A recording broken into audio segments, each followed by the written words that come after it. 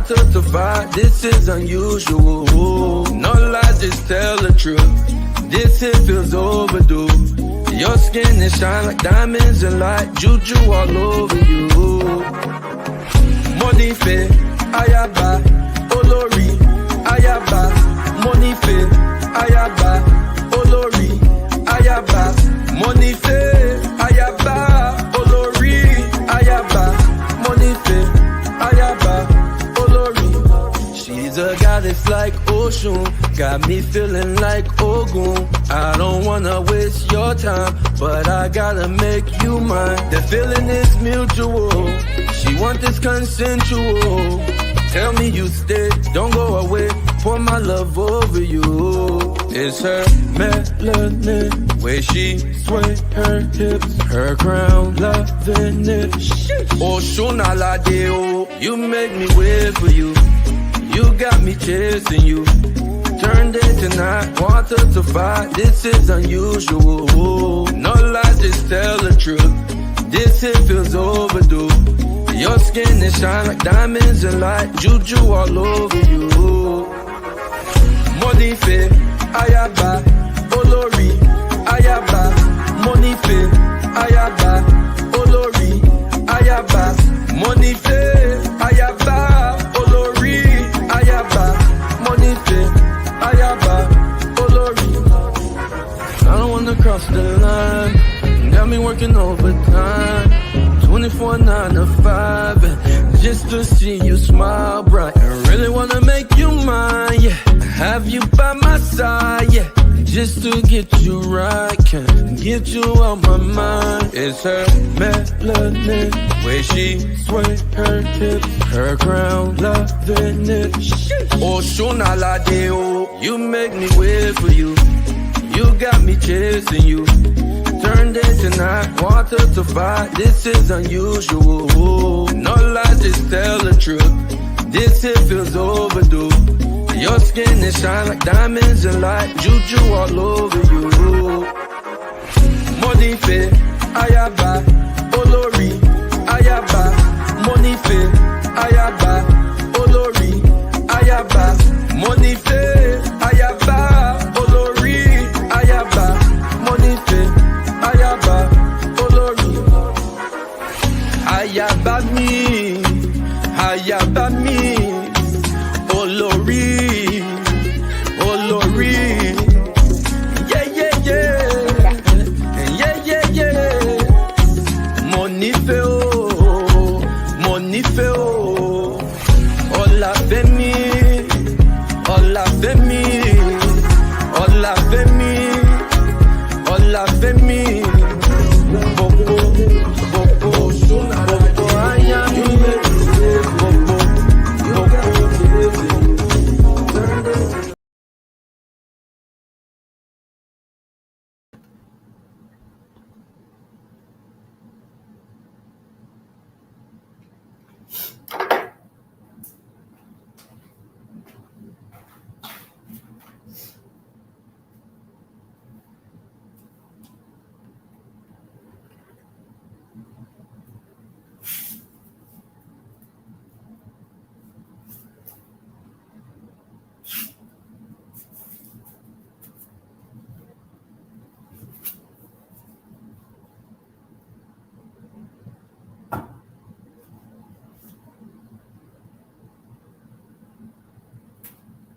Oh, darling. Oh, darling. Hello, darling. Oh, darling. How are you, darling? Come on in. Oh, darling. I do want to thank you all for being with me here this evening. You could have been anywhere in the world, but you're here with me, darling. And I don't take that for granted. Darling, be a doll, would you? And like the video on the way in, darling. And welcome to 6 at 6, your weekly show where you can now get this amazing content on time, okay? I know in the past it's been hard to catch the live streams because One day I'm live on a Monday at 11 a.m. The next day it's a Thursday at 4 p.m. You never know what you're going to get. But now, every Wednesday, 6 o'clock, it's me and you, baby. Okay. It's you, it's me. Okay. It's you. So y'all, please like the video on the way in. And if you have not subscribed to the channel, please subscribe to the channel. I also invite you to become a member on the channel, because this will be the only 6 at 6 that will be public. Okay. My live streams going forward will be members only. It's super affordable, just a few bucks. And you'll need to go ahead and get that membership to see future content. So y'all come on in, because I have been waiting. This week has been so crazy. I have not been able to get into a few things. I've been waiting to talk about this. And the next thing that I just cannot wait to talk about is Brian McKnight and his children. Okay. I cannot wait, but we're going to handle things one at a time. Today, I want to break down the Steven Crowder divorce. And I want to break it down because the main thing that I saw in this whole fiasco is that Hillary, I don't think that she knows, which Hillary is his wife. Hillary is his wife, soon to be ex-wife. I don't think she understands the disaster that is about to happen for her. Oh, wait a minute, honey. I forgot to do something, honey. Hold on, darling. Wait a minute. I'm tripping. I'm forgetting the most important thing, girl. Hold on, girl. How could I forget? Oh, hell no. Hold on. Wait a second. I'm slipping. Shout out to the moms. Shout out to the Patreoners. All the Patreoners up in here. Hey, girl. Oh, girl, I had to turn my monetization. Now, how this live stream, let me tell you how full of crap YouTube is. Now, this live stream don't just started. All I don't say was, hello, it's me. And they already talking about limited monetization. And this is why live streams are going members only, because YouTube just plays too many games for me, baby, and I don't have the time, baby. So yes, thank you for the new members. Y'all go ahead and come on in. Okay, so we got to talk about this because, you know, when we talk about narcissism, I know that word is overused AF, but when we talk about narcissism, Steven Crowder is, oh baby, textbook. And there is a lot that went on here, and we gonna break it down, baby, because if you've ever, you know, been married to or had children with a narcissist, then honey, you know, how do I switch this? Ooh, is it gonna let me switch it? If you have ever, you know, been separated from a narcissist, oh, hello?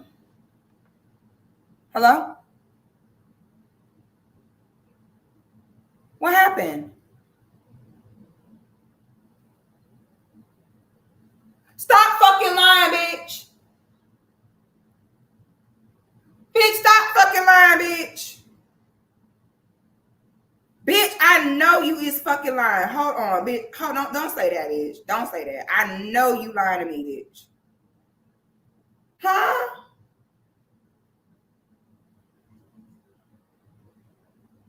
How you know? Who posted it though? Because people are full of shit. That's what I'm saying. Like, you have to, you know, they'll just post these full of shit stories, girl. No, I have to see a reputable source post that before I believe that. If you got a screenshot, girl, I'm live. I'm doing my live show. If you get a confirmation, can you send it to me? Okay. I'm going to call you when I get off here. Okay. Oh, God. Oh, Lord. I get nervous when my sister call me back to back. Sorry, y'all. She called me once. She called me twice. I'm like, okay, she called me twice. Something going on. But I don't know if what she said is true yet. So I'm not about to. Hold on. Let me see. Girl, stop it.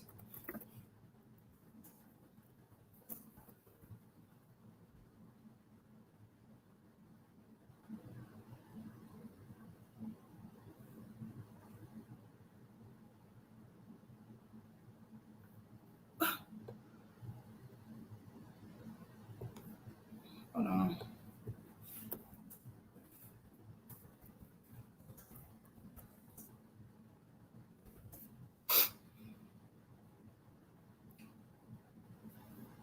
Okay, yeah, I don't know. I'm not going to speak on that unless I know that's true.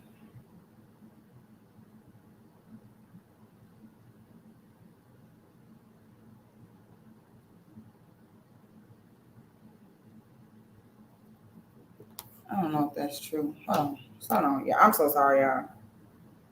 I'm so sorry. Give me 1 minute.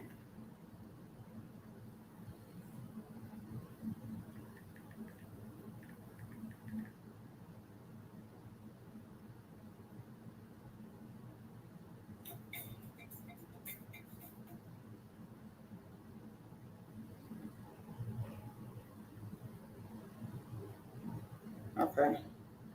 All right. I'm so sorry, y'all. Lord, I'm so sorry. Where was I? Whew. All right. So I'm not going to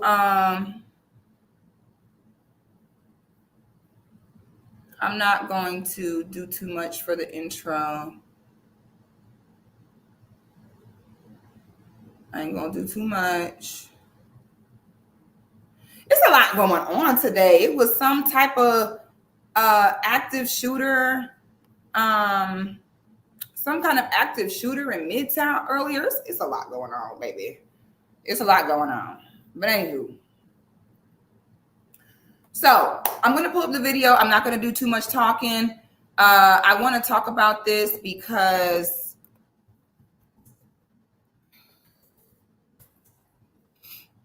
if you are a woman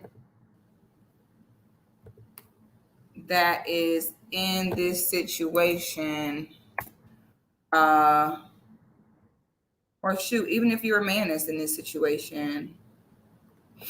Okay, let me see.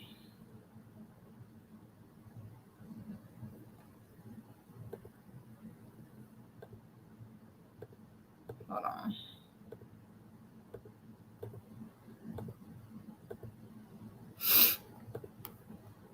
All right, so I'm going to pull up the video and we're going to break this down.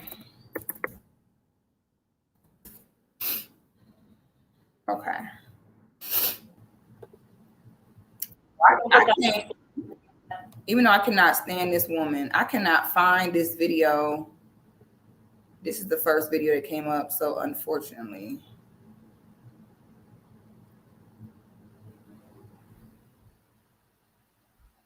We are going to have to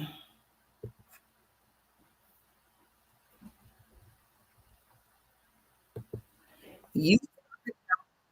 Hold on, y'all. All right, so we're going to share the video and then we're going to break this down step by step because there's a lot going on here. All right. Let me just fast forward to get to the part. So if y'all don't know, Steven Crowder is one of those, like, you know, transparent, conservative, religious, traditional type of personas. You know, those vibes. You know, so he's supposed to be a representation of, you know, traditional masculinity and gender roles and marriage and all that stuff, which is what makes this interesting. Now, I say this once, I will say this twice. A lot of people have problems. Okay. If you look at the population and the people who are single and who is available, once you discount physical health issues, mental health issues, and personality disorders, you know, traumas, like most people are not at this healed element of themselves to where they're healed and healthy and ready to, have a healthy, happy relationship. Most people are not that way. People have, trauma from their childhood, from their parents, from, life events, which is why, in my group, especially in the Patreon, which ladies, just real quick, ladies, get in today's makeup look. Ladies, just please get into today's makeup look, honey. Okay. I'm not going to hold y'all. I'm loving the purple, and the purple is giving. Do you see the purple and blue?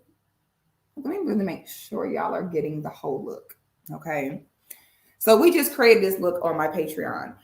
If you're not on Patreon, what are you really doing? Because, ma'am, what's going on?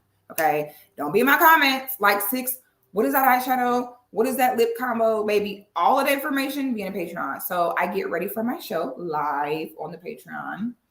And so while I'm getting ready live, we have different subjects that we discuss.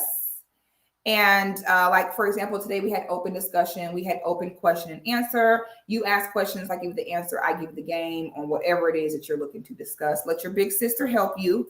We were talking to Patreon earlier, and one of the sisters, I forgot who it was, she was like, man, if I had like a big sister and like a group of women like this when I was coming up, it would have been like, it would have been so much better for me. And I said, girl, I understand. Me too. But this is why we have these groups now, so that we don't have to have another generation feel like that. I'm a millennial. The people before me, the boomers, they never admitted their mistakes, never admitted when they did wrong, never said be better than me, never said I did this, so I'm going to teach you so you ain't got to do that. They never did that. They all lied and said they're all doing just fine. They're okay. And so we never got the real. So it's very personal and important to me to be that now for Gen Z. And even to be that for women who are in my peer group that are just trying to elevate, grow, and do better. Okay, so I do my makeup. I don't fast forward or hide nothing. You'll see every product I use, all the techniques.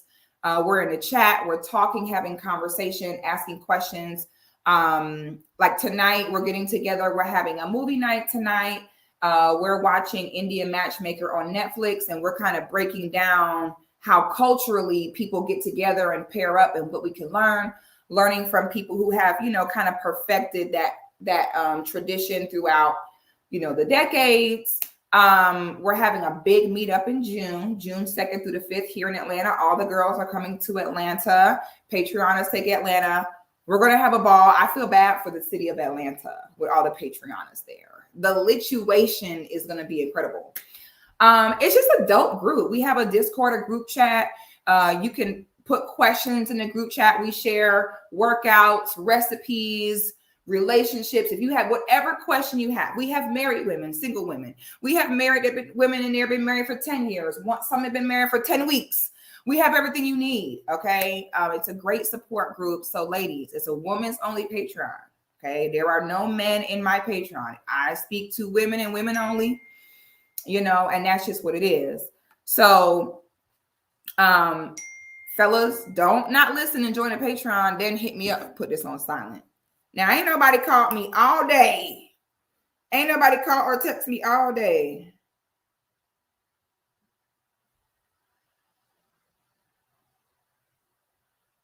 Now, all of a sudden, okay, let me turn it off. So join the Patreon, patreon.com/Sixthegoddis. Honey, this makeup look we did today is one of my favorites.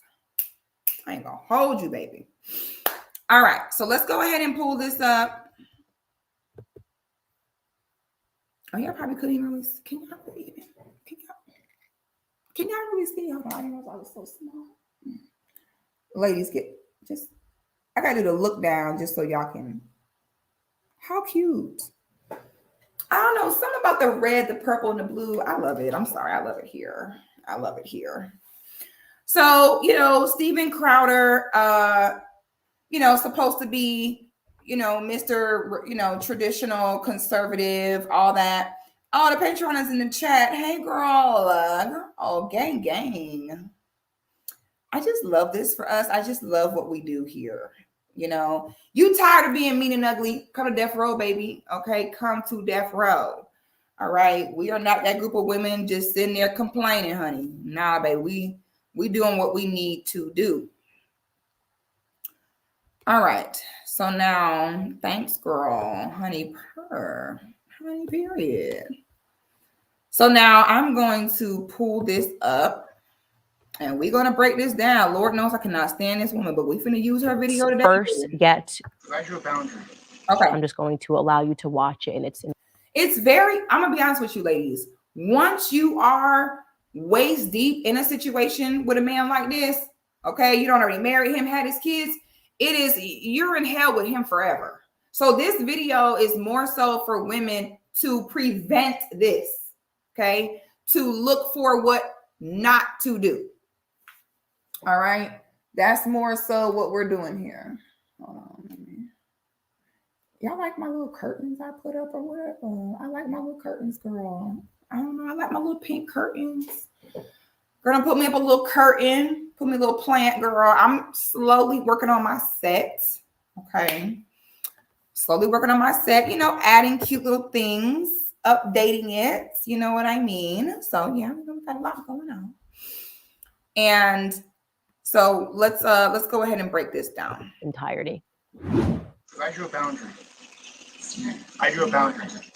No, you just did it. I drew a boundary. Now I'm not gonna play this part, but I want to say this. This is important because the number one sign that you know that you're dealing with a narcissist is when you have an issue or a falling out and they go on a smear campaign of you.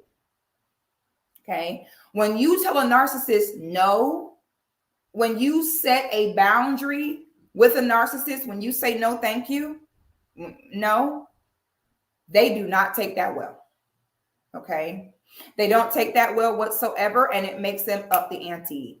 So this woman divorced this man, in my opinion, rightfully so. And instead of him being a man and saying, this is on me, I was not being a good husband, I was neglecting her, I was abusing her, that's on me. Now, that's what a real non-narcissistic man would have done, okay? He would have just kept silent. When it did come out, he would have put it on himself, okay? Healthy men will never throw their woman in front of the bus to save themselves. Healthy men don't throw anyone in front of the bus to save themselves. They always take accountability. And half of the time, you have to convince them not to blame themselves and that everything is not their fault, all right? So when you see a man throw someone in front of him, especially a woman, in order to save himself, red flag, red flag, red flag, okay? Hey, Sela, come on in. Y'all just trickling on in. Come on and trickle in, honey. So Steven Crowder gets on his show and goes on this whole rant that I knew was BS. I knew it was BS immediately. The minute I see a man throw someone under the bus to save himself, I already know he the problem. So Steven Crowder gets on there and has the audacity to speak on his wife and mother of his children and proceeds to get on there and say that he picked wrong. At the end of the day, I picked wrong. He got on there and said he picked wrong, threw her straight under the bus. Said that she picked wrong, threw her under the bus, and said, what else did he say? Oh, that she just decided she didn't want to be married anymore. Okay. Now, whoever Hillary Crowder is, girl, you're my kind of girl. Because sis said, oh no, baby, you ain't finna do me like that. And sis went ahead and put the receipts out, baby. Now keep in mind, this woman is 8 months pregnant with twins. You were not taking entirety. I drew a boundary. I drew a boundary.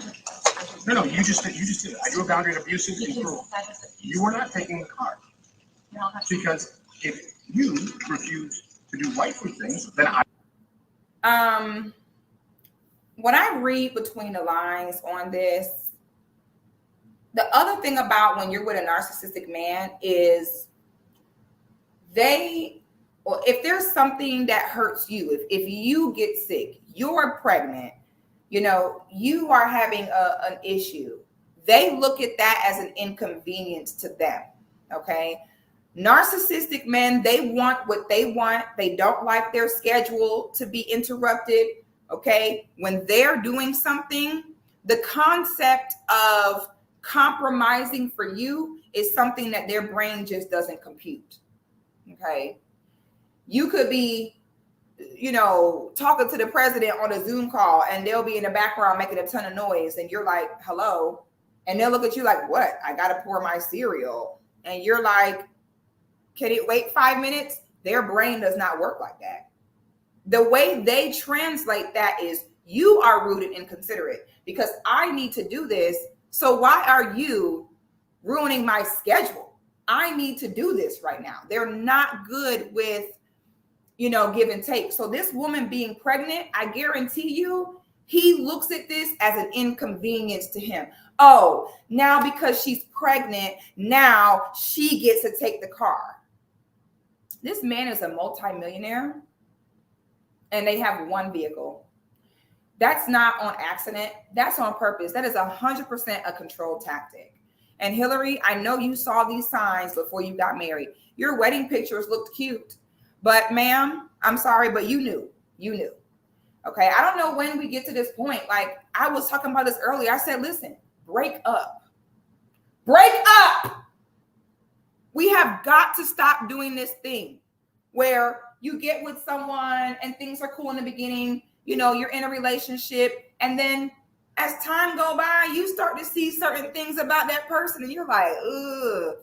I guarantee you that when she first started dating Steven, it probably looked like a lot of love bombing. He probably was, oh, you're so beautiful, probably was buying her gifts, taking her out, doing that. At some point, you have to stop falling for the love bomb. Okay? You've known him for 2 days and he talking about you the most beautiful woman in the world. I want to be with you. I want no one else but you. Well, how do you know? You don't even know me. Ladies, don't let your ego get you in a bad situation. Don't just meet a man and 2 days later, he's like, I love you. You're amazing. I want to marry you. And you're like, really? Because I'm just that great. You're not that great. He doesn't even know who you are. Already talking about he love you and you so beautiful. That's a love bomb. And you got to be up on game not to fall for that, because that love bombing is the first step before this happens, which is what he's experiencing, which is what she's experiencing right now. Somebody say he openly admitted to being bisexual. I wouldn't be surprised. A lot of narcissists are bisexual because supply is supply to a narcissist. As long as someone can validate them and give them attention and look their way, they don't care if they fat, ugly, man, woman, it don't matter. It don't matter their financial status a lot of times. So to be honest, I would not be surprised. Shout out to everybody watching on Facebook. Oh, a lot of Facebook watchers. So now he's saying, so this woman is pregnant and you're trying to convince her to take an Uber so you can take the car. Then he's saying stuff like, oh, you refuse to do wifely duties. Like, is he mad because maybe they're not being intimate right now? And it's like, sir, I know when I was pregnant with one child in my womb, by the time I was 8 to 9 months pregnant, I just felt like I was on my way to heaven. I just felt like this got to be it for me, because it was just so much pressure. You can't move. You in pain. You got to pee every minute. It's just a mess. Okay. So I hope he's not saying, well, since you refuse to do your wifely duties, I hope he's not hinting towards intimacy, because, sir, this woman is 8 months pregnant with twins. But narcissistic men don't look at it that way. They don't look at it as, oh, she's pregnant with twins. These are 2 big old babies, on her rib cage. She probably doesn't even have any room for a peen. Okay, you have 2 infants squishing all of your insides, and now he wants her to make room for a peen. Which, ladies, this is why when you're pregnant is the main time a man will practice infidelity. Okay, that's why you got to really be married to and have children with a solid brother that does not have mental illness and does not have a personality disorder. Otherwise, you are so screwed once you get pregnant.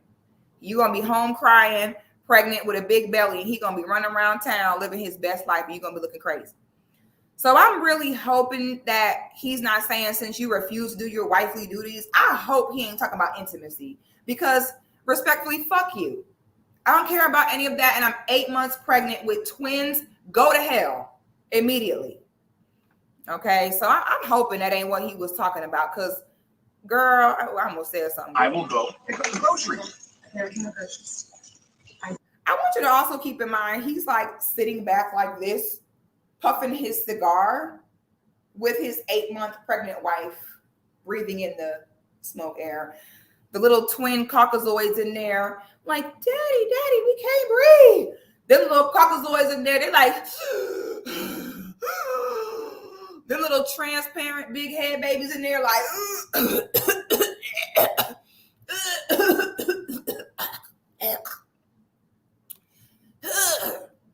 you know what I'm saying? They already in there doing all that. Hey, shout out to my sis. Hey, shout out to my good sister, Nika, girl. I just love you, girl. Hey, girl. Shout out to my sister, Nika Marie. Y'all, please check out her channel and check out our channel together, D6. Matter of fact, we just dropped some new content on there today. We dropped a video about the girl that was like, my man was a good man, but I still divorced him. We did a video about that. Thank you so much for the super chat. Corey says, I believe he was jealous she was pregnant and not him, if you catch my drift. I mean, I can totally see that. Okay, I can totally 100% see that being true. You smoking a cigar. Okay, what y'all think their twin name is? Probably Hunter and Allie. What y'all think their name is? Girl, them twins, I think they have twins, a boy and a girl. Hunter and Allie in there like, daddy, we can't breathe. And he just sitting there like, yeah, go get an Uber. Are you crazy? What? I'm sorry, but break up. If you're dating someone and you start to see that shit going left, please break up. Because a lot of times the way y'all get into these situations is you don't date them for so long. Now you just feel like, oh, well, we've already got this far. It might as well keep going. No. If you're not married to somebody and you see non-sustainable behavior, okay, make no mistakes about it. Everybody got flaws. Every marriage is going to have its problems. Marriage is seasonal. You have some great seasons in your marriage. You have some bad. But marriage is a lifetime thing. So you don't just take a inconvenience or, you know, a non-ideal season in your marriage and just doom the whole marriage. No, that's a small season in a lifetime together. So the key is marrying someone not that is free of flaws, not someone that is free of mistakes, but that their flaw is something sustainable. Okay? Being with a narcissist is not a sustainable flaw. As you can see, she's a few years in and she can't take it no more. Okay? So before you marry that person, I don't care how long you've been dating. When you see non-sustainable issues, please leave. Because a lot of people end up like this, feeling like, oh, we've already came this far. It's too late. It's never too late. Okay? You do not want to end up in this situation. This is hell. Steaks, wood pellets, my grill. I know it's not a reasonable request, but I'll go do it. How about you first? Hillary, how do you respect the man? Yes, other than man. Here he goes talking about Hillary. How do you respect the man? Oh my God. Here's the next pro tip, ladies, on how to spot a man who is going to potentially be abusive. Okay. If he demands respect instead of letting it come natural, red flag. Okay. If he's with all this, I'm the man. How do you respect the man? When he do that, abusive, bye. Abusive, probably got mommy daddy issues. Nope, gotta go. Okay. You are setting yourself up for failure. A man should let things naturally progress, and he naturally carry himself in a way where the respect happens. Abusive men is more like, I said what I said, what I say goes. Non-abusive men will always consider your thoughts, always consider your feelings. They don't throw their weight around. They don't use intimidation tactics. They just carry themselves in a way where you as a woman in your feminine energy, you just naturally trust him. He doesn't have to force it. Respect the man. I'm the man. Man, boy, if you don't sit your You don't have to do any of that.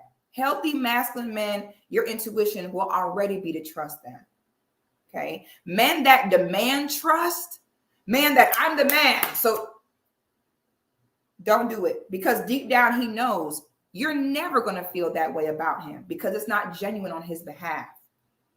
A man cannot lead a family in ego. The only way he can successfully lead a family is if he is genuine in wanting what's best for them. If he's leading off of, no, you ain't about to make me look crazy, I'm the man. If he do that, girl, you better run as fast as you can.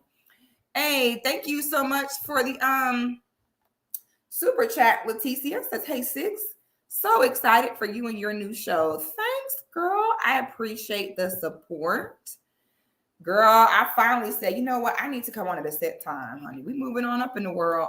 So yes, healthy men will never demand you to listen to them. They'll never demand respect. They just lead in love, and everyone that follow them naturally falls in line. They're not going to make you do something you don't want to do. They're not going to make you compromise yourself at all. And he's never going to put his ego above the family unit. Always remember that. You see love. No. How did a man? No, you're not taking the car. Stephen, You're not taking the car. Stephen, You are not. then I will ask someone to pick me up. Would you like me to ask? Oh, that's right. It's not about Stephen. Get an Uber.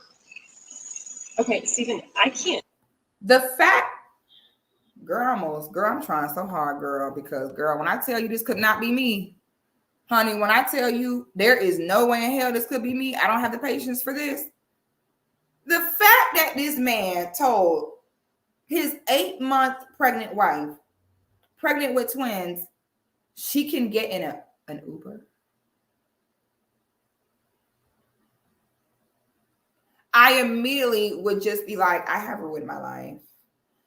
Like, I would just literally just be like, you know what? My life is just over at this point. I would have just sat down and been like, I give up. I just would have been like, you know what? I just fucked up my life. I cannot believe I fucking married you and had kids with you. That's what I would have done. I'd have been like, wow, I am so screwed that I married you and I'm pregnant by you. God, why did I do this? And then I would not have gave him no more of my energy, because one thing I'm not going to do is argue back and forth with no man, baby. I'm going to hit you with the okay and keep moving. He'd be like, you're not taking the car? I'm like, okay. I would have just sat there and been like, I ruined my life marrying you. I would have hit that nigga where it hurts. You know what I'm saying? Because no, I'm sorry. There is absolutely, do you know how degrading that is? Look at her. Look at her. Literally, God, why she gotta be barefoot and pregnant, literally? This lady is literally barefoot and pregnant. I feel bad for her. I'm sorry. This is the worst thing for a woman. I would never want this for no woman. I really feel bad for this lady. Ma'am, I'm just going to pray for you, ma'am, because, girl, I would not wish this feeling on no one. At this moment, she knew she fucked up. Ladies, this is why. Stop letting people pressure you, talking about get married, have a baby. Fuck you. Because guess who is here by herself, pregnant, dealing with this shit? Do y'all see where are Hillary's friends? Where are the people that comment on social media that probably was clapping for her? Talking about, oh, yeah, you're doing the right thing. You're getting married to a monster. There is no point in getting married if it's not to somebody healthy. There's no point, because you're literally ruining your life. And ladies, this is why you don't let people fuck that bitch, break up. And when she was dating him, because I know she saw it. I'm never going to believe she saw no signs he would be this way. The fact that she ignored that and still married him, thinking that somehow he was going to become a different person. Look at you now, Hillary. And as you grow, you will learn this. Nobody is here. All them people that was pressuring you, get married. Oh my God, you're doing the right thing. Where are they now? They're nowhere. It's just you, fucked and pregnant alone. Y'all gonna stop letting people pressure you into making decisions that they don't have to live with. Y'all fall into these societal pressures. Y'all fall into the peer pressure. Then when you sitting here looking dumb, barefoot, and pregnant by yourself, where is everybody at? Nowhere. They're nowhere to be found. Girl, you should have broke up with him, period. No, ma'am. Oh, Lord. Should have broke up. Feeling some constraints? Steven, Like, I can't Steven. go. Listen to me. Listen to me. You want to walk out right now? Listen to me. I can't go to the gym. I can't go to my parents. I'm sorry, wife, who was 8 months pregnant with twins. You're trying to take the car. I got to go to the gym. Listen to me. This is how narcissistic men truly think. Do you also see how this conversation is going in circles? This conversation is going nowhere. Okay, this is why I keep telling y'all, just stop arguing with niggas. Stop arguing with them. Healthy men don't argue. The minute you see a nigga arguing, just stop. You're wasting your time. Okay? Healthy men find solutions. This is not to say that healthy men may not have a moment where they snap for a second or where they feel a certain way. But this what he doing right now, healthy masculine men would never do this. All this back and forth and no. Are you going to leave right now? So that's it? I got to go see my parents. I got to go to the gym. Like, get out of here. No. This conversation going nowhere. And yet, for some reason, she's still going back and forth with him. I don't know why she's doing that. Because, baby, I would have just been like, okay, I would have sat down. And don't worry about it, man. You know, I would have took his car and delivered whatever I needed. You know, I would have went right in his wallet, got that card, and would have been door dashing and Instacart and whatever else it was. I refuse to argue with niggas. I'm not doing it. I can't call my friends. I can't be home. You're gonna take the car and leave me here. Hillary, just think of how boxed in you've made me. What do you see how he make himself the victim? See how he makes everything about him? He has absolutely no regard to the fact this woman is with child. You know, she's clearly uncomfortable. It looked like it's summertime outside. Ladies who are mothers, please tell these people what it is like being pregnant in the summertime. When I tell y'all, few things are worse than being pregnant in the summertime. I remember my son's due date was like June. His due date was like June. What was it like it was like June 11th or something like that. So the 11th come, I'm like, all right, he's getting ready to come. Nothing. Girl, it was 2 weeks. I was overdue. And I went to the doctor and I was just in tears. I was like, I give up. I was like, I can't do this. I was like, I cannot be pregnant another day. I was pregnant for 42 motherfucking weeks.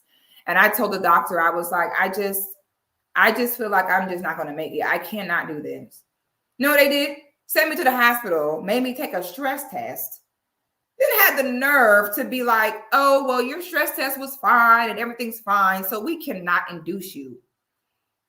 I said, motherfucker, listen to me. Okay. And I'm in Florida too. I'm in Florida in June. I said, I will not survive another day.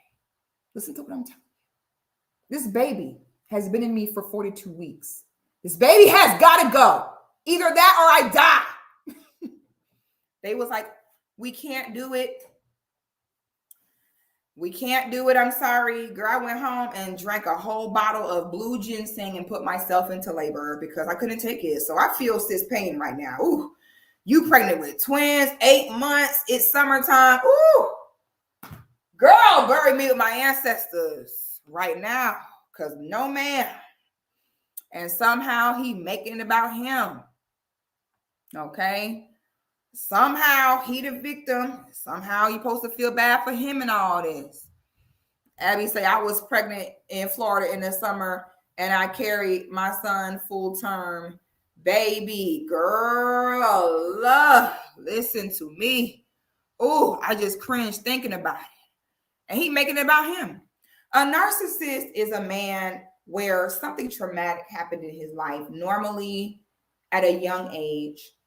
And when this traumatic happening or happenings occurred, what it does is narcissistic minds take everything personal.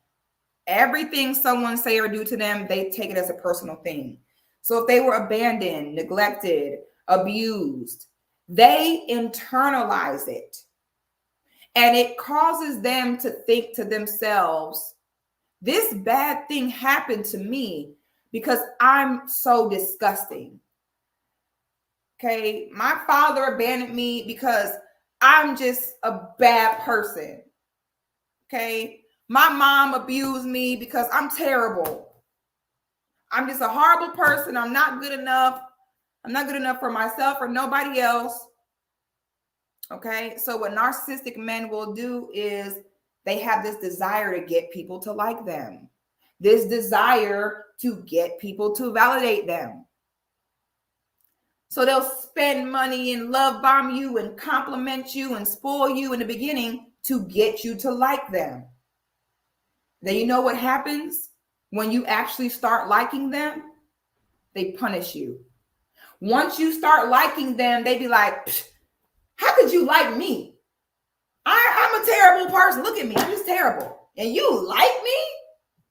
Then they start doing any and everything they can to get you to leave them, because like, just leave me alone. I'm just a terrible person. This is not what they say out loud. I'm just telling you the way their brain processes things subconsciously. This is why with a narcissistic man, anytime if you're saying anything to him besides, you're the man, I worship the ground you walk on. If you're saying anything to him outside of big upping him, he takes that as a personal dig at him. When you're praising him, he's all ears. When you say no, set a boundary, when you have criticism for him, they crumble. And they get real dramatic. Well, I guess I'm just the worst boyfriend ever. Well, I guess I'm just the most horrible person ever. You think I'm so bad? Look at Jeffrey Dahmer. Jeffrey Dahmer was way worse than me. That's what they do. Narcissistic men cannot take a criticism and just be like, oh, okay, like, you're right. I'm so sorry. No. The minute you're doing anything besides kissing their ass, they take it as rejection. They take that as you're about to abandon them. By you saying, hey, you did this and I don't like that, I'm going to say no to that, they take that as abandonment and rejection. Everything outside of bowing to their feet is disrespect, abandonment, and neglect. Every time. So if you're going to be with a narcissistic man, it just means doing whatever he say and requiring nothing from him in return. Some women, I recommend gold diggers for narcissists, because most narcissists have money. Since they lack empathy, they're savage when it comes to getting the bag. So I think a gold digger and a narcissist are the perfect combination, because then she get the money and don't give a damn about what he say or do. Okay. So a gold digger and a narcissist is a match made in absolute heaven. Okay. Okay, we got weird people on Facebook. Can I block them? Block this person. We got weirdos on Facebook in here. What are y'all doing? I should have made this for just YouTube, because when I put it on my Facebook, sometimes, hold on, let me see. What on earth? It's weird people on Facebook. What is happening right now? Let me see. Is this streaming the right way? Okay, I think it is. Okay. All right. It's so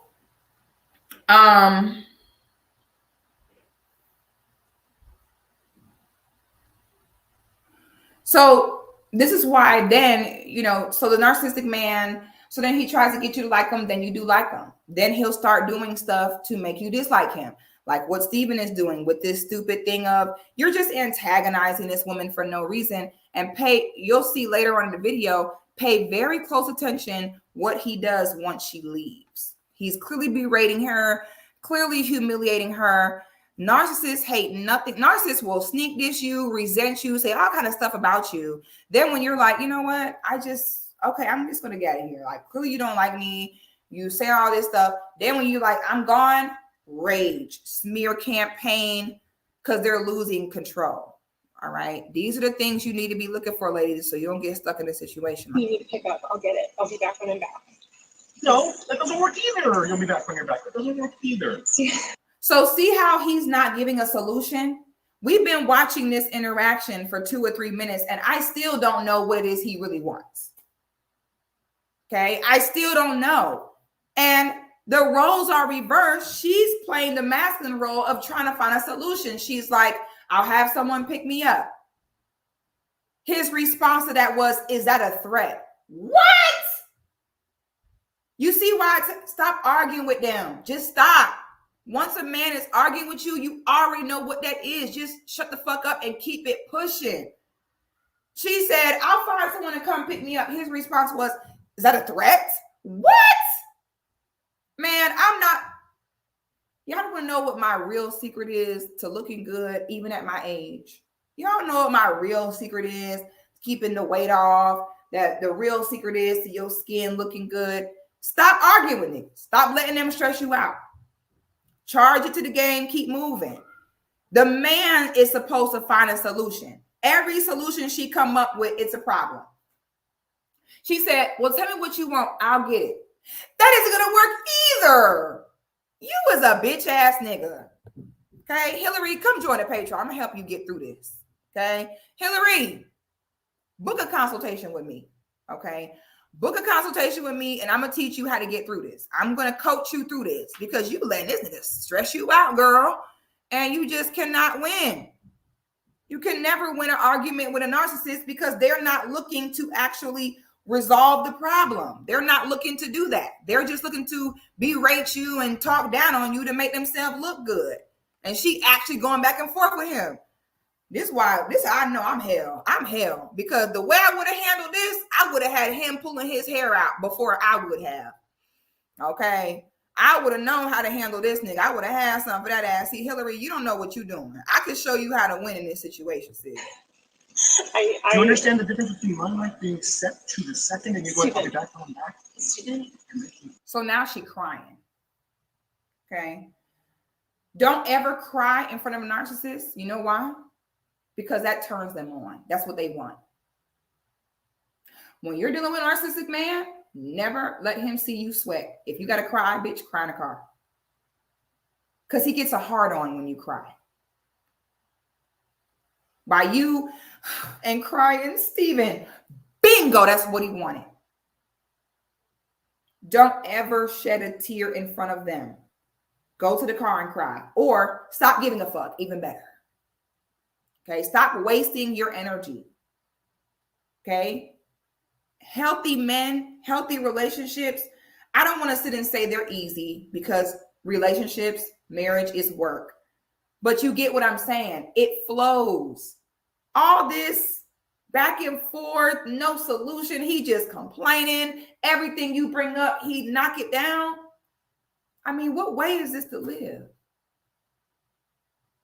This ain't no way to live. The only way out of it is discipline and respect. If the only way out of it, then we're at an impasse. We are at an impasse. Good. Because you can't have any discipline and respect. Yeah. Yeah. There you go. You throw your hand, you give up so easily. I don't give up. Hillary, you give up so easily. I just said the only way out of this is discipline and respect. You said, then we're at an impasse. Steven, no, we are at an impasse, okay? I love you, but Steven, your abuse is sick. Your abuse Watch it. is sick. Watch it. So she's like, your abuse is sick. You see how once she said that, he's like, watch it. See how now he's starting to, oh, you don't call him a name. Oh, girl, you don't call him a name. Oh, shoot. Oh, shoot. Boy, this went left real quick. Now it went from a high-pitched voice. That isn't going to work either. Sound like a bitch. He went from that to watch it. Oh, you got a little bass in your voice. Watch it. I mean, what does that mean? So if I don't, I mean, I'm 8 months pregnant with your child. I'm your wife. Like, what do you mean by watch it? If I don't watch it, what are you getting at here? Are you threatening your 8-month pregnant wife? Oh, wow. Wow, there's a lot going on. There's a lot going on, child. Watch it. I'm gonna let go. I'll get what you need me to get. And I need some space. You need to just Oh, Lord. Why you told him he needs some space, baby? Oh, Lord, have mercy. Okay. Majority of narcissists have been abandoned or neglected in some way. Okay. And a lot of them have a leave before I get left mentality. So they are with someone, they idealize, pedestalize, love bomb the person. Okay, once that person tells them no, once that person starts setting boundaries, their brain translates that as rejection, and this person is getting ready to leave me. They don't like me. So their mind is, okay, I need to leave them before they can leave me. That's the way their brain works. This is where the narcissistic discard happens.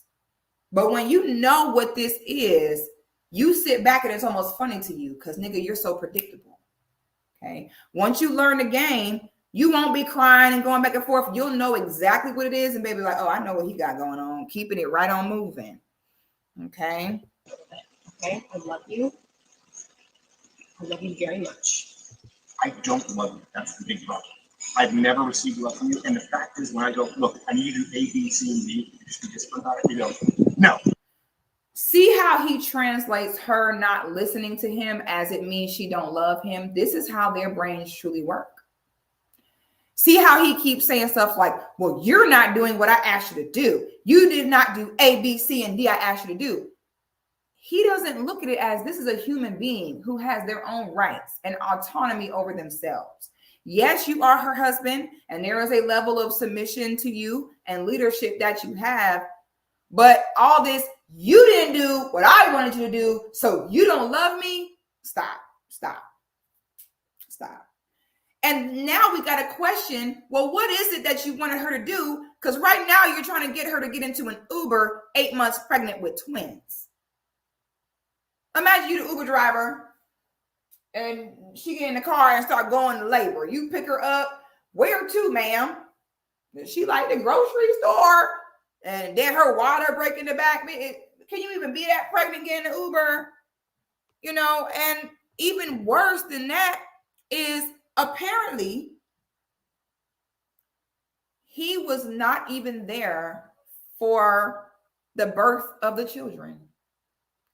Do you know how high risk childbirth is with twins? And he wasn't even there. And this is the man you married because they told you that you need to be married, you need to get you a husband. So this is what you went and did. Now, where are those people at, ma'am? Where are they? Nowhere to be found. They're not going to help you raise that baby. They're not going to help you with the emotional anguish that you've done by saying yes to marrying this monster, which I will agree. I would definitely call him a monster. Okay. So now I'm like, well, when you say she's not doing what you said, what does that mean? Because you over here telling her to get an Uber. So clearly you're telling her to do things that are not good. Okay. And you as a woman, you're allowed to do that. Submission to a man or respect for a man or listening to your man does not mean just blindly following him. You're allowed to say, you're telling me to do this, but I think that can harm me. I don't think that's safe. If a man asks you to do something and it's something that can physically or emotionally harm you, if it's something that goes against your religious beliefs, your values, you're allowed to say no. There is no other human being, your husband or not, that you have to just blindly say yes to. You are allowed to self-love and self-assess to be like, my husband is telling me to go take an Uber, but I'm 8 months pregnant and that's probably not safe for me. It's okay to say, no, I'm not going to do that. Okay.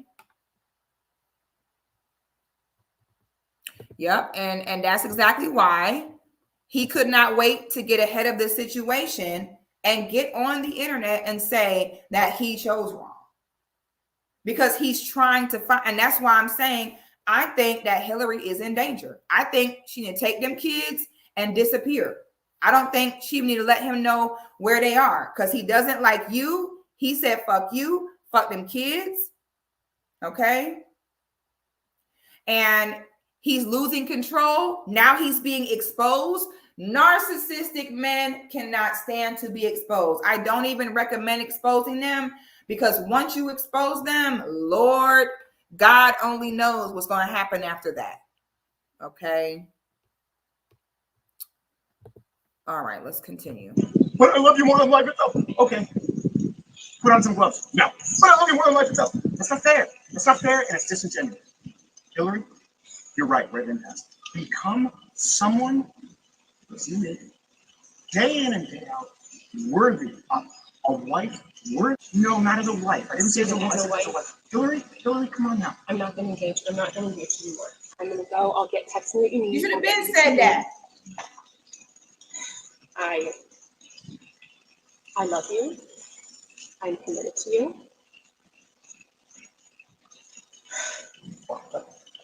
Are you committed enough to do those things? I'm not going to. What does he? Can somebody, someone who might have more information on this than me, what does he mean by put on some gloves? What is he asking her to put on gloves for? Can someone tell me that? What is it that he asking her to put on gloves for? I didn't catch that part. Does anybody know? Yeah, this is full-blown manipulation, but I'm trying to figure out, like, what is he putting the gloves on for? For what purpose? Right. Does he mean like boxing gloves to give the dog medicine?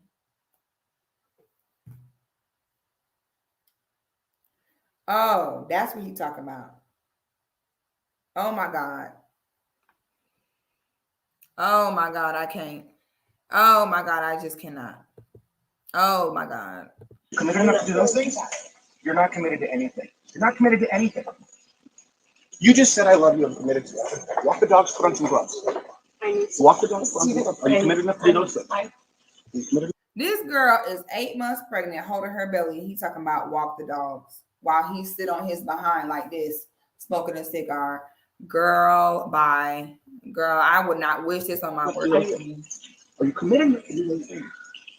I'm gonna walk the dogs, put on some gloves. Are you committed enough to get the medication the dogs? No, you take that in.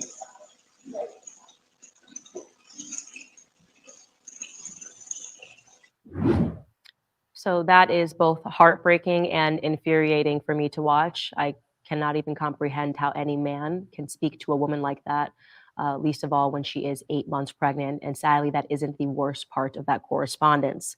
The journalist that dropped this video is Yashar Ali. He dropped this as well as a Substack entry accompanying it.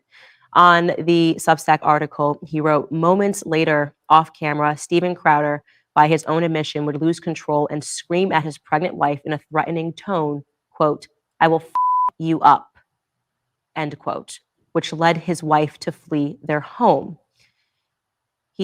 She then sent a statement, which I want to be very clear. This statement I knew was going to come out. I didn't know any of this information. I had no idea there was a video or there was any evidence. I did know that their family was thinking about issuing a statement, and Hillary Crowder did issue a statement. And I'm going to read you that statement in its entirety because it's important. I think it reveals a lot of the lies that Steven has been telling publicly to his audiences.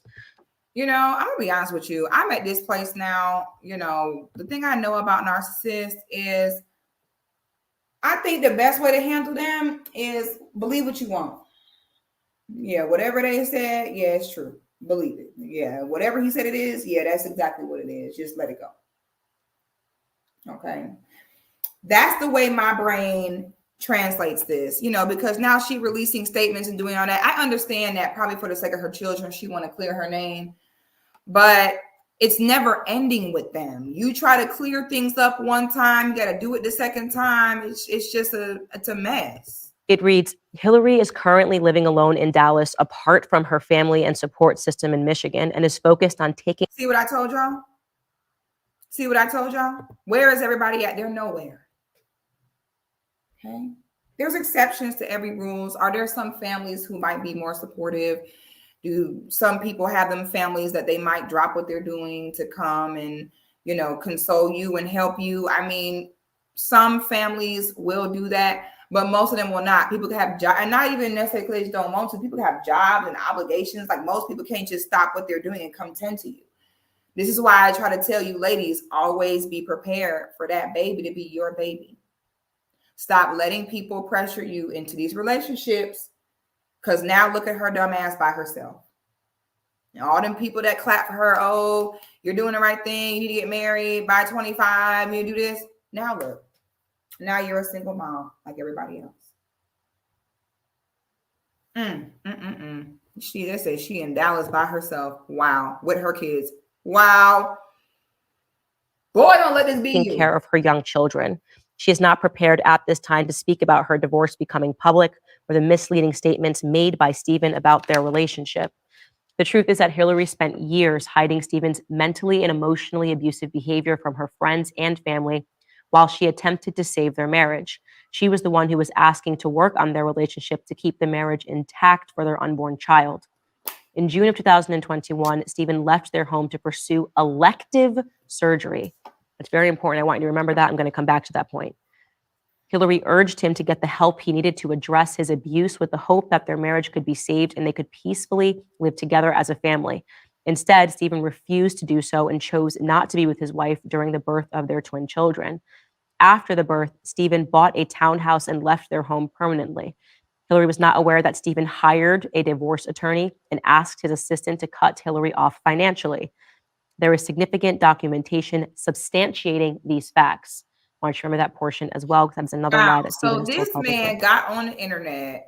I probably should have played what he said about it. I probably should have, but child, I just can't even listen to him talk, girl. I just can't do it. But it's very interesting to me because the other thing that narcissists will do is whatever it is that they're doing, they will project it onto you.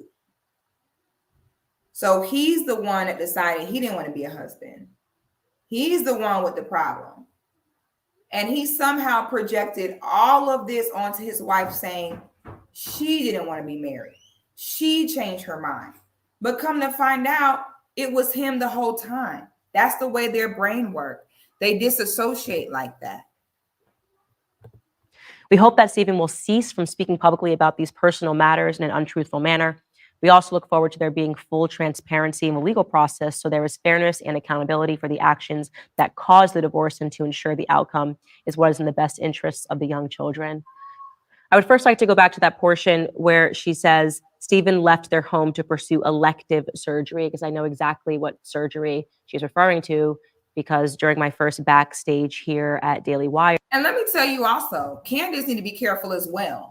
Okay, because Candace, you were a major catalyst in exposing this man, and you Black. I know you lay down with that transparent Neanderthal every night and think that somehow he is your shield into being looked at as equal with the other transparent Caucasoid Neanderthals, but girl, you're not. And I suggest you be careful, because the fact that a Black bitch, just speaking the way they gonna speak about you, the fact that a Black bitch ruined his life and exposed him, you better be careful too, okay? Because them men can do whatever they want to do and you cannot. So Candace, you need to tread on thin ice, sister. Okay, laying down with that transparent Neanderthal is not gonna make you exempt from white male rage. There ain't no kind of rage like white male rage, boy. We actually prayed for Stephen and this surgery. So before I show you a clip from us on backstage, here is Stephen describing that surgery, and it certainly doesn't sound. Man, who just said he British? You lying. A Black beauty said he not even white American, he British. Girl, stop lying. Are you for real?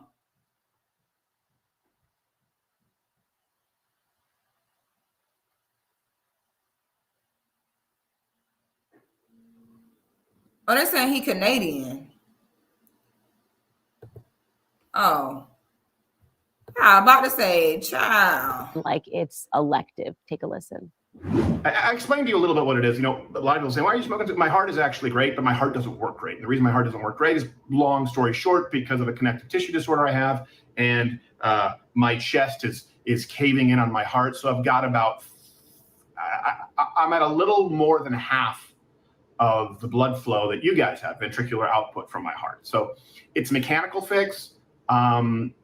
And I don't know, maybe I'll feel like Lance Armstrong, you know, like I'm on EPO after this, because I don't know what it's like to go through life with full blood flow. To me, I'm looking forward to it, not looking forward to the pain.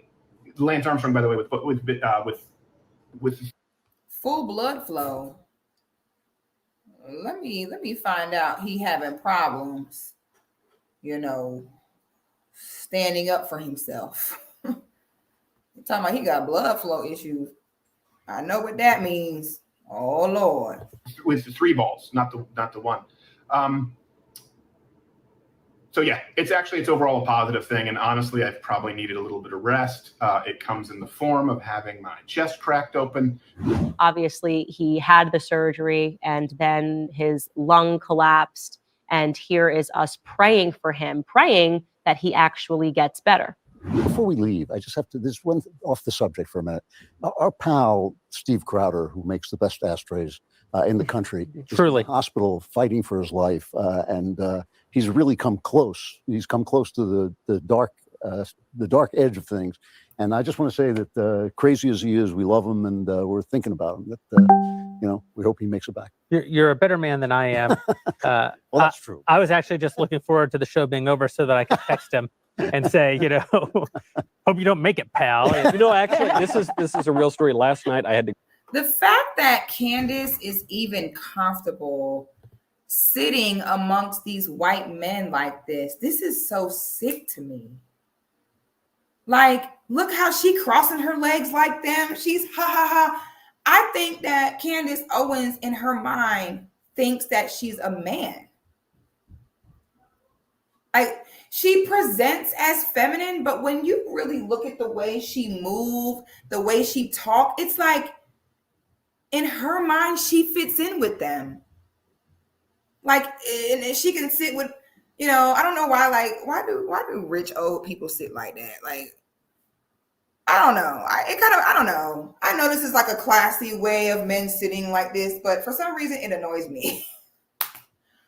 Because my brain be like, where is your balls? Like, does this not hurt your balls? Like, I don't know. I'm going off on a tangent, but I'm looking around this room like, why is this Black woman sitting amongst all of these transparent male sapiens? So weird to me. I don't know when Candace reckoning is coming, but Lord, it's to go for a drive. Because a long story, but I had to burn down gas to take my car into the shop. And so I was going to smoke a cigar and, I was going to say my nightly prayers. I thought, I should probably pray for Crowder, because he's in this. I thought, what's great? I'm going to light up one of the cigars that Crowder sent me. Yeah. And Crowder, this guy who's a complete maniac, he sent me these beautiful cigars. And I was like, oh, pal, I'm going to send you some cigars right away from my humidor. Haven't sent him a single thing, but that guy, he, really a generous fellow. And doesn't get enough credit. I actually did text him and say that we were praying for him at great risk to our souls. and if he dies, I personally will kill him. Right? And yet, according to his wife, this was an elective surgery, really a cosmetic surgery, because Stephen didn't like the way that his chest looked because he had a sunken chest. It was not something that was actually required to save his life. And yet we see that same pattern of behavior. Stephen garnering a ton of affection and prayers from his followers, purporting to be the victim, when in fact the facts don't line up with his narrative. The second portion that I'd like to point to is where it says Hillary was not aware that Stephen hired a divorce attorney. This stands in stark contrast to what he told his followers. Where was the prayer? He said how hard divorce was and how difficult and horrific it had been and how he really didn't want it. And just, Texas is a no-fault divorce state. What is the truth here? I don't know. Obviously, right now we have his wife's word versus Stephen's word. But given my personal experience with Stephen, I am very much inclined to believe his wife. Now, I'd like to get into some other portions of this article, which I think are really important. The writer has a bunch of audio files and text messages.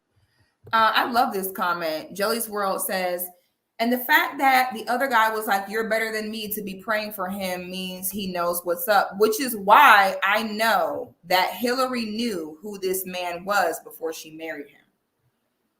The problem is a lot of women, they will see the way a man is.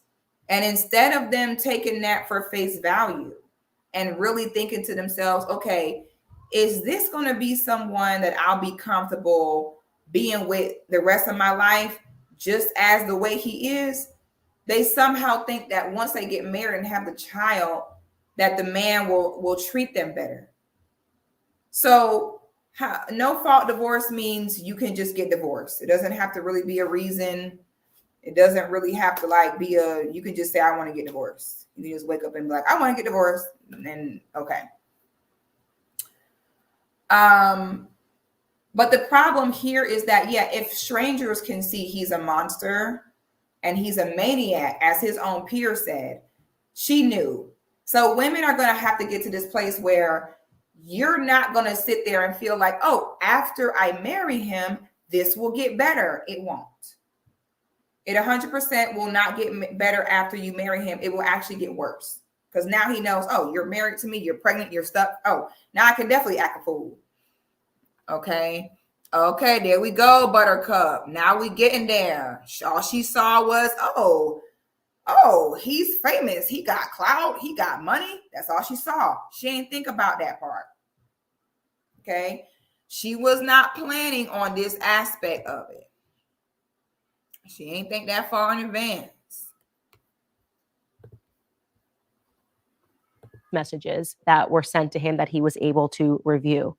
He writes, in audio files and text messages that I reviewed, Steven Crowder admits to some of his faults, which include a volcanic temper, repeatedly and at times regretfully. But according to sources that I spoke to who are familiar with their relationship, Crowder's admissions often came after a sustained period of mental and emotional abuse, and he didn't seem to be able to control his impulses. That, again, is something that I have seen personally.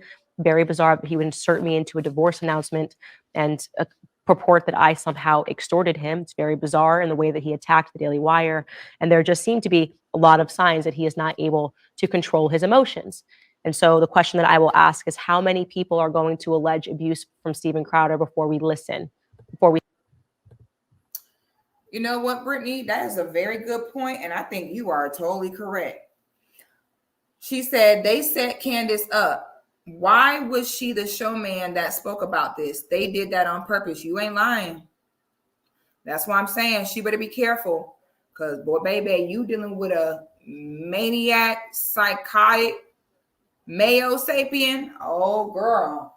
Once you know how a lot of them, their suicide rates are through the roof. So with a lot of them, the minute their world start crumbling down, the minute they start getting exposed, the minute things start going left, they ready to die. That's why I don't play with them people at all. They could never handle half of the stuff that we have to handle. They would just crumble completely. So that's my thing is, oh Lord, like now he crumbling. They probably did set her up to be the one to do this because they weren't going to do it because they wasn't going to deal with him retaliating. So they throwing Candace to the wolves. And she falling for it, cutting off her nose to spite her face. We stop saying he's one of us because he says things that he agrees with. We purport that we are the party of family values. How can you look at that video and defend him in any way? How can you look at that video and not roundly condemn this and say this is not something that actually represents the things that we believe? The writer goes on to say, like so many things in his life in recent years, Crowder's temper and paranoia led him to destroy his relationships with Sir Shapiro, Boring, and others at the Daily Wire when he posted a video on his channel suggesting that the Daily Wire, without naming the company. The suicide rate in white men is just as bad as the homicide rate between Black men, if not worse. Okay. I'm talking about 20 to 30,000 of them kill themselves each year. They have so much suicide with white men that they now have institutions for the children that they leave behind. Because children who had parents that died to suicide are a lot more likely to also commit suicide themselves. So they're killing themselves so quickly and by the tens of thousands that they have counseling centers in mostly Caucasoid states like Montana and Wyoming for their children. That's how much they are killing themselves. This is why white folk need to stop sitting back, pointing the finger at what Black folks' issues is. You worried about men in poverty and systems that you set up killing each other for survival. Y'all need to be worried about why y'all killing yourself. Okay? Y'all got your own problems. That's why I don't know why every time you turn around, They trying to help us figure something out. Baby, y'all got your own. Y'all got your own stuff to worry about, okay? We don't need y'all over here worrying about us because y'all got enough going on. Y'all can look it up. There's one I know of in Montana, and it is a center. It's some type of suicide resort for all these white men that are killing themselves and to help their children not kill themselves too. Yes, that's what white folks are dealing with. And instead, they worried about us and black on black crime due to systems they created. Y'all worry about the wrong thing. I mean, worry about yourself, period. Company was attempting to align itself with big tech by mentioning in their initial offer to him that if he was demonetized on social media platforms, that it would reduce his overall compensation. Well, again, going back to the pattern, it's not just the Daily Wire. It's David Landau. It's Sven the Computer. It's Jared Monroe, formerly known as Not Gay Jared, people that are locked into NDAs and are not allowed to speak about the abuse that they endured by Steven Crowder. It's Owen Benjamin. It's now his wife. Do you believe that all of these various different parties, the majority of them who have never spoken to each other, I've never spoken to Sven the Computer, I've never spoken to David Landau, I've never spoken to Hillary Crowder, I've never spoken to Owen Benjamin. Do you believe that all of these people, as is the paranoid narrative that Steven Crowder is presenting, are working maybe in collusion with big tech to try to destroy him? Or do you believe it's plausible that Steven Crowder is just a monster? I personally believe that he is a monster. And that is, by the way, Stephen, if you're watching, I'm not trying to extort you. I am just simply telling the truth. There was a lot of things that are going on. And I am glad that his wife found the strength to speak out. And I'm calling upon everybody to roundly condemn this, to reject this firmly, not to somehow come up with an excuse and say, oh, well, it's a divorce, so we shouldn't talk about it. We should mind our own business. No. The way that we represent ourselves privately and publicly should be the same. If you purport to care about family values, again, then you should care about this situation and you should condemn it. Yashar Ali also added in this article, in reviewing documentary evidence related to their marriage, Steven Crowder appears to be obsessed with the idea that his wife is only interested in him for money. Hillary Crowder started dating him well before he became famous and wealthy. He was making less than what. See, there it go. There it go. There it go. That's what they're going to do. She's saying that that girl was with him. So she was with him from before the money, honey. That say a lot. So basically everything he said was a lie. Basically, he projected everything that he is onto the wife.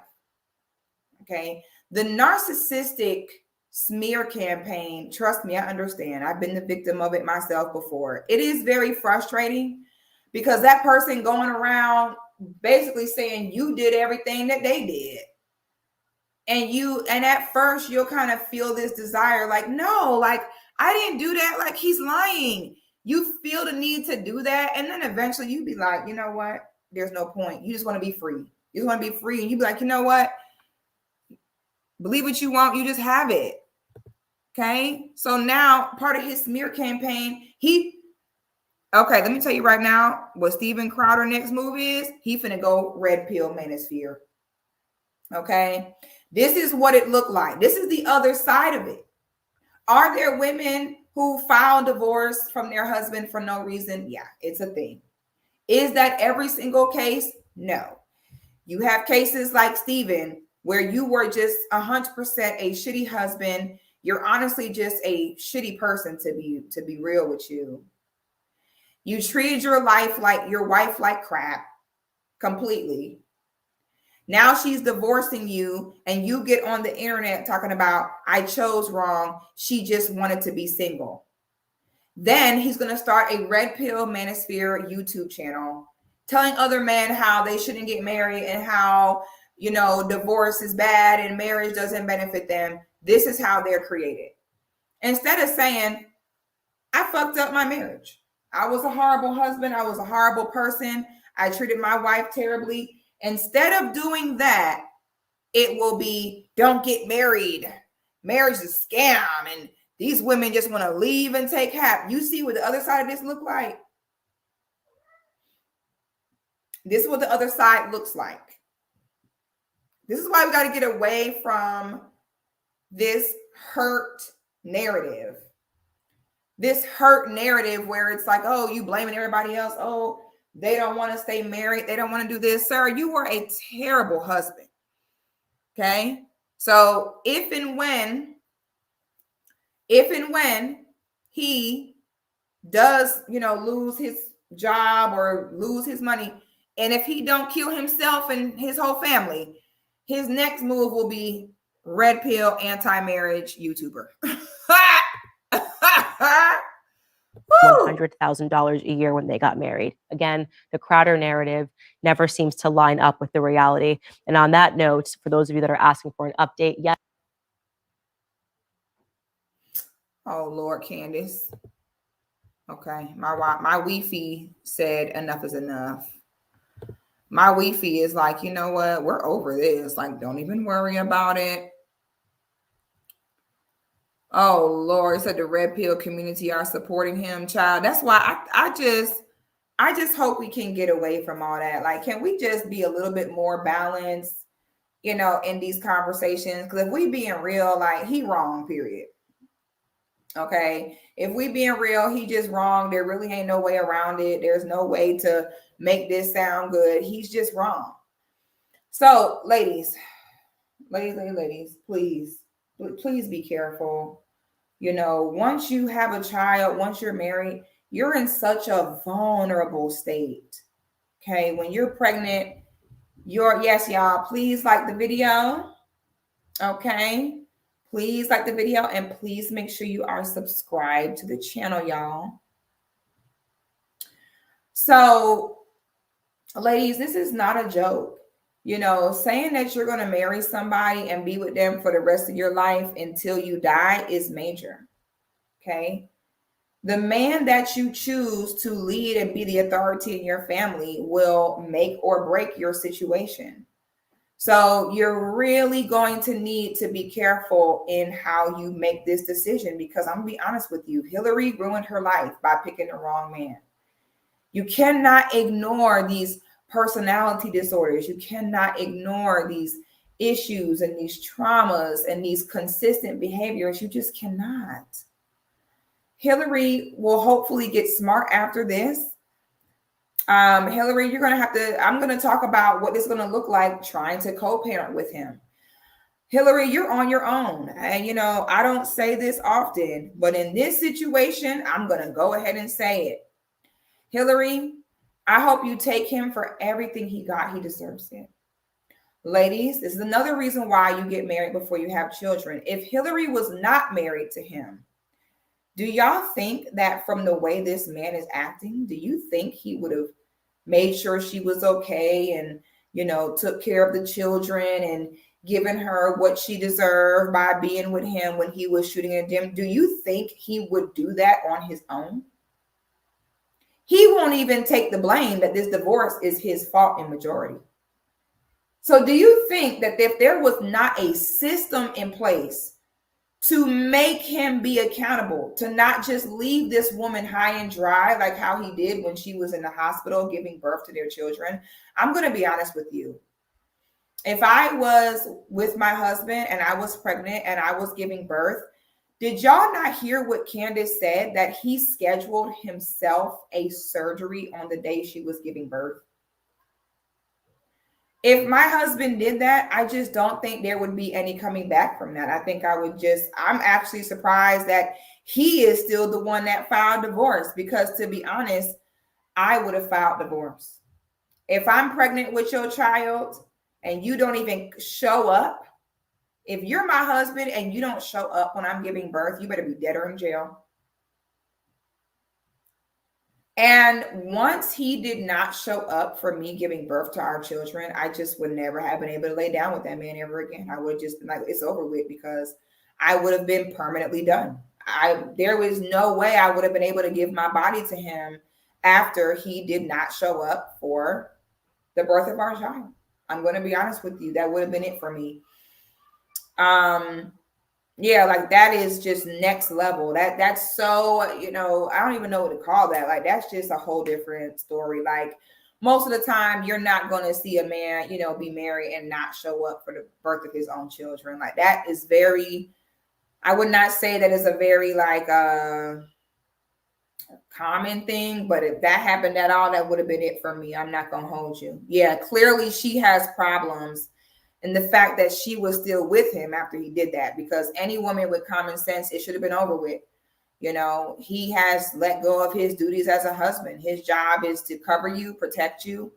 And the fact that he allowed you to go to the hospital and give birth, knowing how mortality rates are for women when they're giving birth, baby, you got to get away from a man like that, because he technically just wants you dead. He just wants you to die. That's why he's just trying to kill you internally, because he just don't even want you here no more. You know what I'm saying? So, you know, I mean, shout out to her. She probably felt like, you know, we have these children. I want to make the best out of it. But no, ma'am, you know, you can't do anything in a situation like that. And I assume this is his firstborn children. So he hates the children and he hates her. I'm going to tell y'all what co-parenting with him is going to look like from this point forward.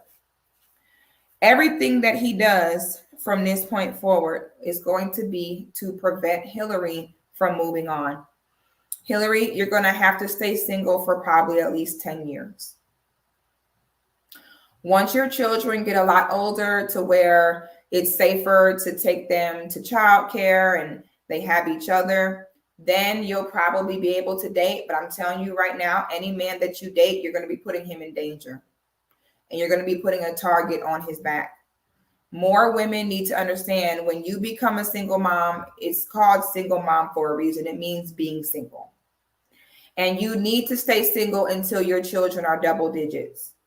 You don't know somebody going to touch on your children, and you have a psychotic, maniac, narcissistic ex-husband / baby daddy.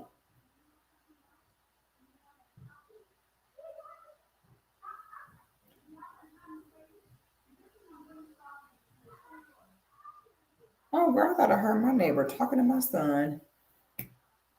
Woo! Girl, I heard my son's voice and I heard my neighbor's voice. I thought she was trying to straighten my child. Woo, girl, let me calm down for a second, girl. Woo, girl, I thought she was trying to straighten my baby girl. I had to, woo. All right, hold on. I had to make that calm down. Yeah, my blood had just started like, y'all saw me? Y'all saw that? Bitch, I stopped everything, bitch. Then I had to hear she talked to somebody else, child. Whoo, girl, let me calm down. Whoo, girl, my heart just started beating. Girl, whoo, girl. I heard my baby voice. Then I heard that white bitch, and I heard her reprimanding somebody. I said, oh God, I was hoping this day would never come. Oh, thought she was trying to carry my baby girl. Ooh. Okay, let me calm down, girl. For real, my heart is beating so fast, girl. Oh my God. Okay. Woo, honey, that would not be smart for nobody. Woo, just leave my baby alone. Trust me. Just leave my baby alone. Please do not mess with my baby, because, girl, if you mess with my baby, I turn to a different person, girl. So I had to calm down real quick. Ooh. Girl, I thought it was about to go down. Y'all was finna see it go down on live. Y'all was about to see a side of me I really don't want y'all to see, to be honest. Be real with you. So let me tell y'all what co-parenting with him is going to look like. It's going to look like his focus is going to be on controlling you. Oh, there goes my battery. That's okay. His focus is going to be on controlling you. His focus is not going to be on his children. Everything that he does will be to spite you and affect you in some kind of way. The best way that you can co-parent with a narcissist is to not see them. See if you can find a friend of the family, somebody that can pick up and drop off those children for you, if he even gets the children. A lot of narcissistic men, if you are not with him, he will not be a father to that child. He wants control of you. He doesn't love those children. He only had those children to control you. So once you're gone and he no longer has that control over you, 9 times out of 10, they will neglect the child. Co-parenting with a narcissist looks like them purposely being late to drop off, purposely being late to pick up.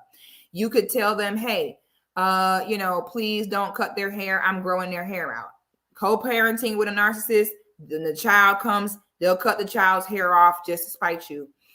he is going to drag her for filth to their children. Let me see if I can find this TikTok I had found, and it was, girl, these babies had a narcissistic parent that they were trying to co-parent with, and girl, why the babies was on the mama side, and girl, why the babies was recording the father while he was dragging the mom. And one thing about your kids, especially your sons, one thing about your kids is they gonna ride for mama. So girl, why these kids was like, you cheated on mom, and every time we come, you try to talk bad about mom. Girl, them kids was not having it. Damn, I don't think I saved it. Man, I should have saved that video. I was rolling. So seeing how Steven is looking like he's about to implode and how he about to lose everything, he is going to drag you to them children, okay? When them children get old enough and big enough to talk and know what's going on, girl, he is going to drag you to them kids. So you're going to have a conversation with your children, let them know what's going on, and let them know how to handle things if daddy decides to, say or do certain things and make them uncomfortable, because that's going to happen. Let me see. Your best bet when you are co-parenting with a narcissist is honestly to just not even look to them or depend on them. You're simply just going to need to move outside of them. Don't even look to them or expect certain things. Okay, learn how to self-soothe and just learn how to raise those children on your own, because they want you to come and grovel and beg them for stuff. Your best bet, Hillary, is going to be to go ahead and just act like he died. Don't reach out to him. Don't say nothing. Just be completely no contact and move on. Okay. As your children get older, it's frustrating at first because you start to feel like, oh my God, like, you start to feel like, oh my God, like, I don't know what to. Those children, as they get older, they are going to see for themselves. Do not talk bad about him to them. Do not try to, smear him to them. Let him talk. Let him do what he do, because trust me, as those children get older, they are going to see for themselves who the real problem was. Okay, they're going to see for themselves. You're not going to have to say nothing. Stay single, make your money, focus on them children. That's all you can do. Once you're in a situation like this, it's impossible to get out of it, especially when you have children. So your best bet is to just accept it. The more that you fight it when you're co-parenting with a narcissist like this, the more you fight it, the more you try to go against it, the worse it gets. Just accept that it is. Whatever you thought it wasn't that. Whatever you thought that it was going to get better and it was going to turn around, it's not happening. It was all a lie. Everything was bullshit. None of this is what you thought it was. The quicker that you understand that and take accountability and realize that, the truth is you messed up. He talking about he chose wrong. No, she chose wrong. Don't let them get to you. All right. They're always going to do things to try to piss you off and try to trigger you. But you have to remember that any energy that you give them is a win in their book. Whether it's positive or negative, it doesn't matter. The fact that they just got a response from you, that's all they care about. Okay. They don't care about nothing else. So because of that, your best bet is going to be to don't even feed into it. When he say or do something on purpose, to try to get you triggered and try to get you upset, ignore it. Okay. The biggest thing you can do in these situations is to simply just put your big girl panties on and move forward.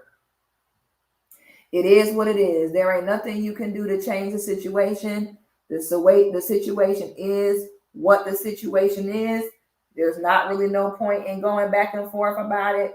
There really is no point in stressing about it. Just let it be. Okay? Let it be and move forward, and that's that. Again, you know, I don't wish this on any woman. You know, I'm sorry. Even though she married that transparent Neanderthal, I still don't think that any woman deserves it. This is just not something as a woman that I would wish on anybody. What happens when you ignore a narcissist? Okay, so when you ignore a narcissist, they stalk you. Okay. The thing about a narcissist is they stalk you forever. Okay. Even if you're not together. All right. Even if you're not together, even if you're not speaking, they will create fake social media accounts, burner accounts. They will do anything. But trust me, for the rest of your life, they will watch everything you do. Just know that. Some of them will let you know they're watching, some won't. They will ride past your house. Because remember, it's control. It's abandonment issues.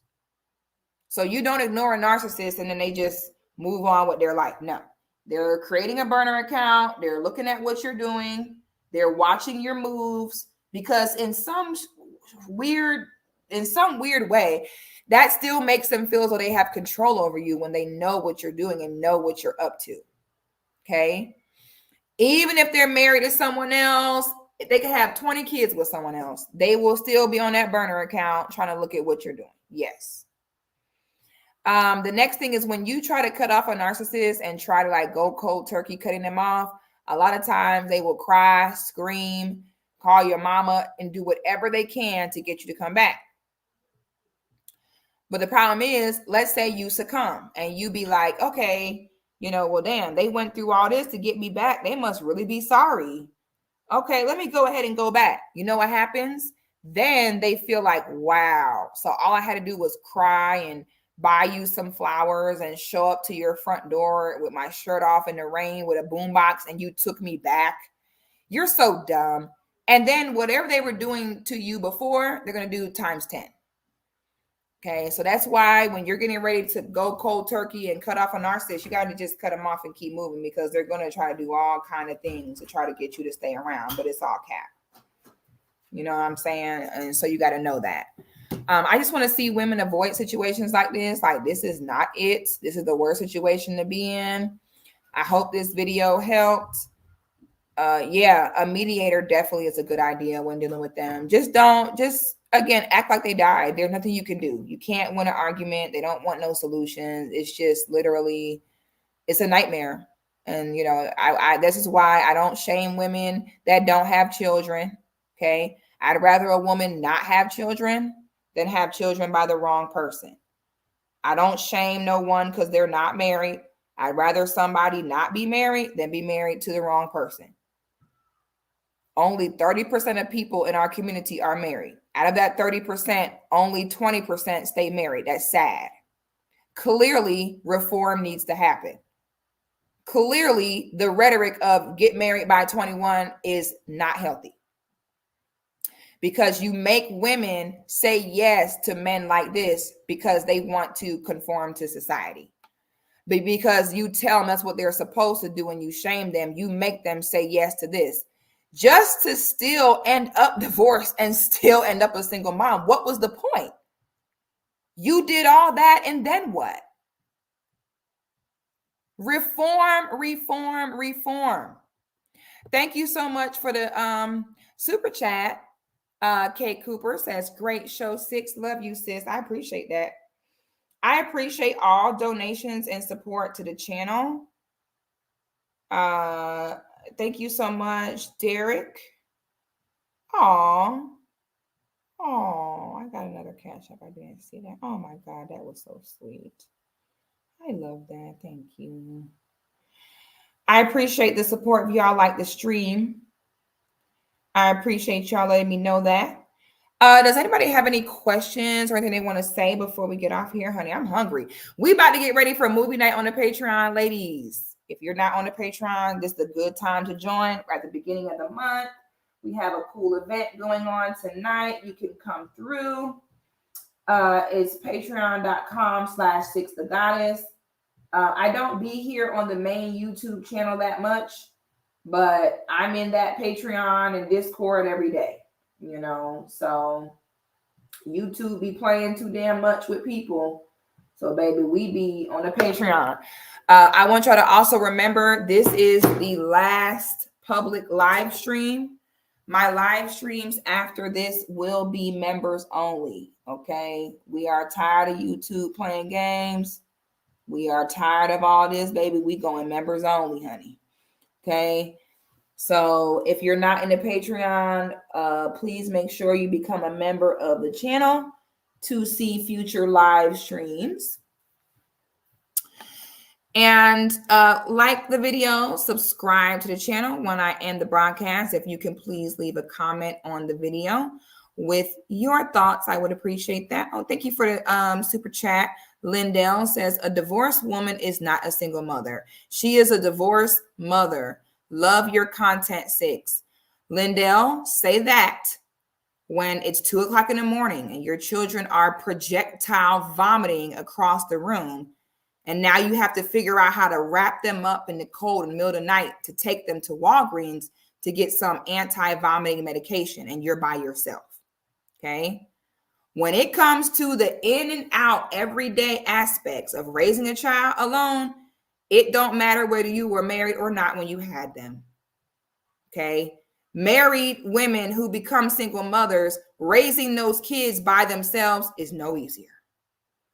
Okay. So I understand what you're saying. You're going off of technicalities and a name for it.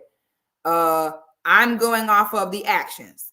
When you are divorced from a narcissist like that, I'm sorry, you're a single mom, because that man is not going to help. So I don't think that that information is going to help her when this man clearly is not going to help her raise them children, and she'll be on her own. Okay. We always encourage women to be married first. But I'm telling you right now, it don't hurt more or less because you was married then became a single mom. When you taking care of them kids by yourself, that's all you gonna feel. Okay. So that's why the key is to avoid it, not to find prettier names for it. You know what I'm saying? That's the key. Kay Cooper says she finally joined the Patreon. Girl, you smart. You was important. I gotta put up the Discord link for all of the new Patreoners to the group. So I'm going to go ahead and eat before movie night and get ready for the event. I appreciate y'all for watching the show. Like the video, subscribe to the channel, and I will see you all on the next one.